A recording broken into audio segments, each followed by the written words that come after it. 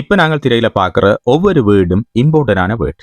ஒவ்வொரு வேர்டையும் வாசிச்சு பார்த்தீங்கன்னா தெரியும். எல்லாமே ஒருவர் எப்படியானவர் என்று சொல்றதுக்காக பயன்படுத்தக்கூடிய வேர்ட். ஒரு இன்டர்வியூல போய் நாங்கள் நெகட்டிவா என்றைக்குமே பேசக்கூடாது. எப்பவுமே பாசிட்டிவா பேசணும். எங்களை பற்றி சொல்லிகளையும் நாங்கள் பாசிட்டிவான விஷயங்களை நிச்சயமாக சொல்லணும். சரிதானே?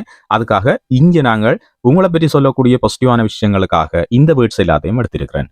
இந்த வேர்ட்ஸை கொண்டும் வெரி இம்பார்ட்டன்டான விஷயங்கள்.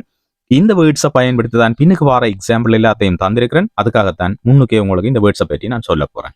சரிதானே? ஸோ ஒவ்வொரு வேர்ட்ஸும் இம்பார்ட்டன்டான வேர்ட்ஸ். ஸோ ஒவ்வொரு வேர்டையும் நீங்கள் சரியான முறையில் கேட்ச் பண்ணிக்கொள்ளுங்க. அதை பிறகு நீங்கள் சென்டென்ஸில் பயன்படுத்துங்க. உங்களோட இன்டர்வியூல நீங்கள் இன்டர்வியூ ஃபேஸ் பண்ணிக்குள்ள இந்த வேர்ட்ஸை யூஸ் பண்ணினீங்கன்னு சொன்னா நீங்கள் ஒரு கிளீனான சப்ஜெக்டாவிலுக்கு சொல்லக்கூடிய ஒருவராக இருப்பீங்க. சரிதானே? ஸோ முதலாவது பாருங்க, டிசிப்ளின்ட். டிசிப்ளின்ட் என்று சொன்னா ஒழுக்கமான, அதாவது ஒழுக்கமானவன் அல்லது ஒழுக்கமானவள் ரெண்டையும் நாங்கள் சொல்லலாம். சரியா? ஒரு பாசிட்டிவான விஷயம், நேர்மையான நாங்கள் ஒழுக்கமானவன் சொல்லி இன்டர்வியூல சொல்ல போறீங்க. அது முக்கியமான ஒரு விஷயம். என்ன, ஒரு தடவை அவர் நம்பணும், அவர் தன்ற விஷயத்த பாசிட்டிவா எப்பவும் நினைக்கணும்.